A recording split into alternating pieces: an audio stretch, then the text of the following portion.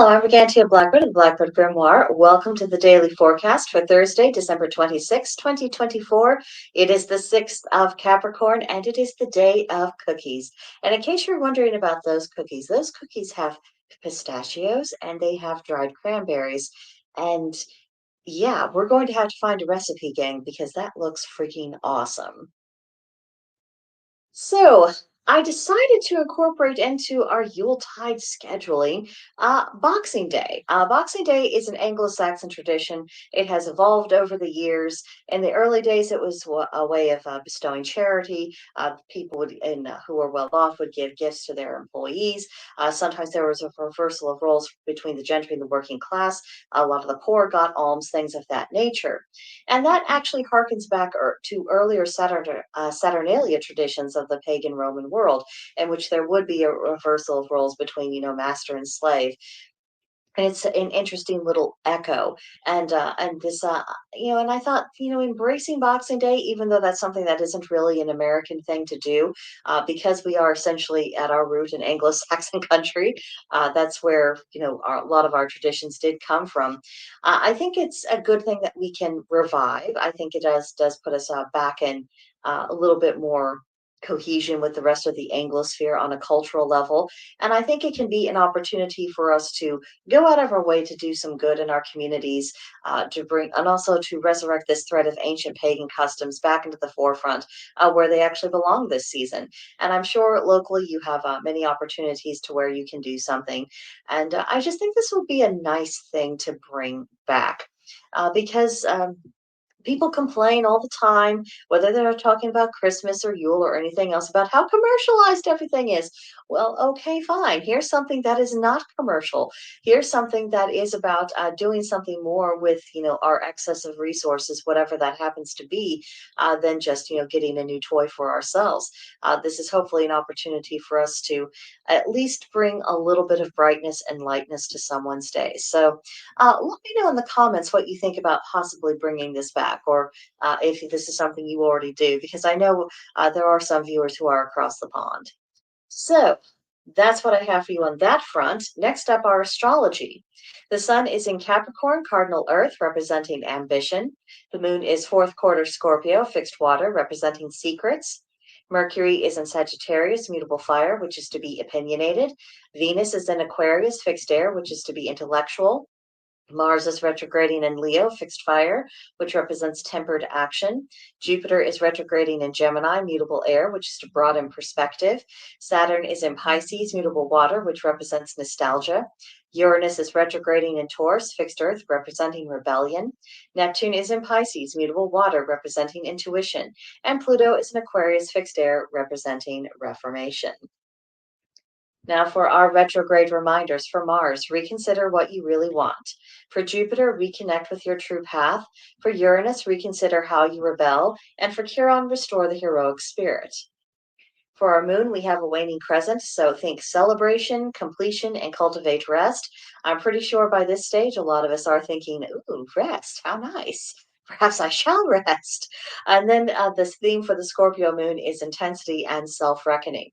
So today we have the ongoing Jupiter retrograde in Gemini that's all about expanding your field of knowledge and experience, and that can also include the widening of your heart in some capacity.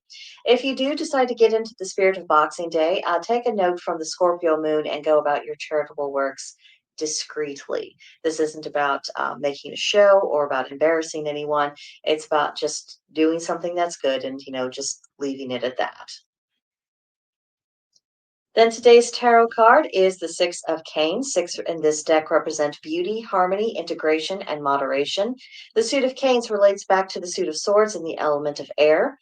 The keywords of the card are lessons learned, a journey of moderation, seeking balance.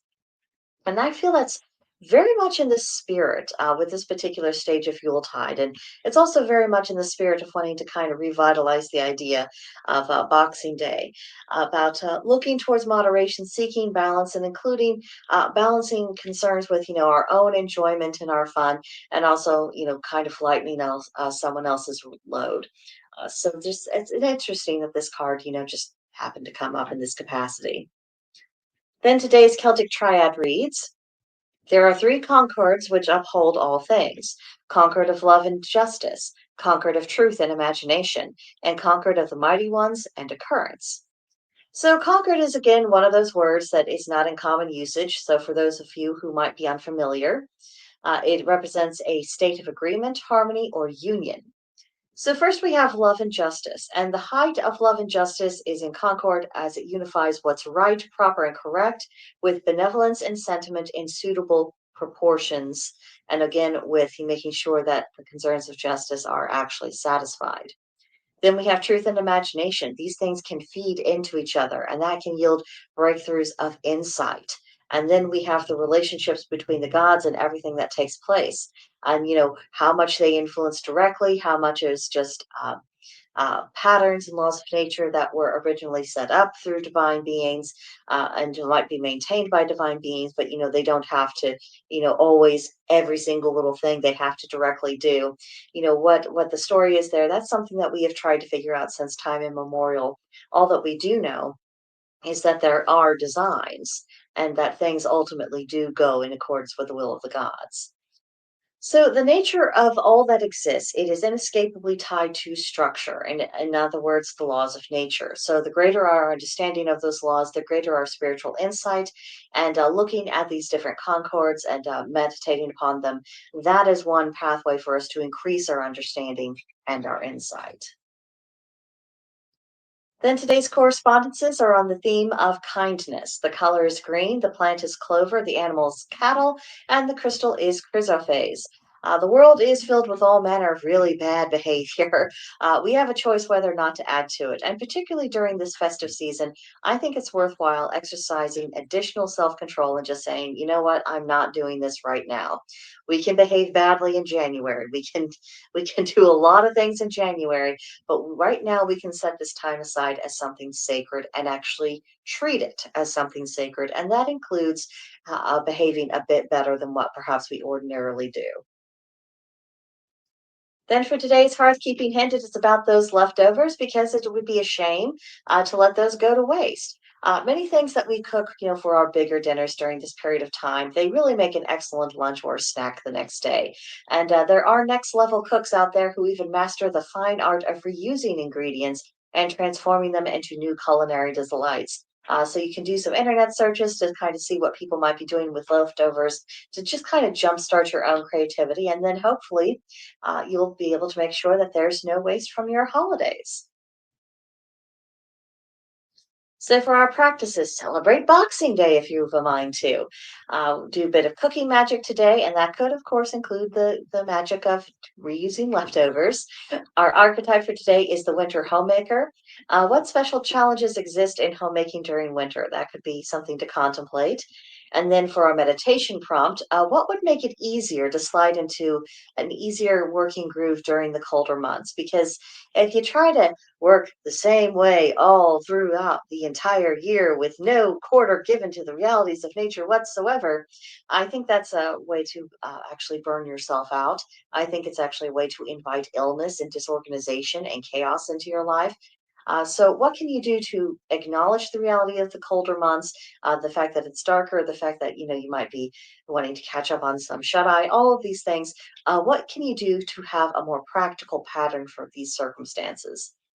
And then if you have a calcite crystal, you might carry or wear it today. So, on the subject of cooking magic, I have what is titled Grandma's Sugar Plum Recipe. It is a pound of chopped figs, it is a pound of chopped dates, and then a pound of chopped raisins, and a pound of chopped, let's see, what is it, currants, and a pound of bleached almonds chopped finely, half pound of chopped walnuts, a half pound of chopped pecans, a pound of chopped and a shelled pistachios nuts, and then half a pound of shredded coconut, half a pound of crystallized sugar, an orange, a lemon, 2 tablespoons good sherry, an ounce of orange or peach brandy, granulated sugar. And so, what you do with this sugar plum stuff is that you chop the dried fruit finely, you set them aside, then. Uh, Then you chop up your orange, lemon, and ginger. You let it mix in the juices. You put in the coconut, the sherry, and the brandy. Then you combine that with the dried fruit and nuts. You add the juice, sherry, and brandy mixture. You mix it together thoroughly and form small balls, and then you roll that in the granulated sugar. And then it's finished, and you can store in a covered lid. Make sure it's lined with wax paper. You can put it in the refrigerator, or you could do all other sorts of things to it. But I just wanted to toss this one out there to you because our festive season is still ongoing. So don't forget to periodically make little festive treats, especially if you have time off. So, next up in our creative corner, take on that challenge of revamping leftovers. Cast your eye over any leftovers in your fridge and decide on your best candidate for experimentation. Then finally, our journal prompt, describe how you will keep your household cozy once the Yuletide festivities are past, and then turn that description into a series of goals that you can meet. So we're going to start talking a lot more about goals in the coming days. But on that note, have a magical day, everyone. I wish you bright blessings and all of the joys of the season. Enjoy your day, and I will see you guys in the next one.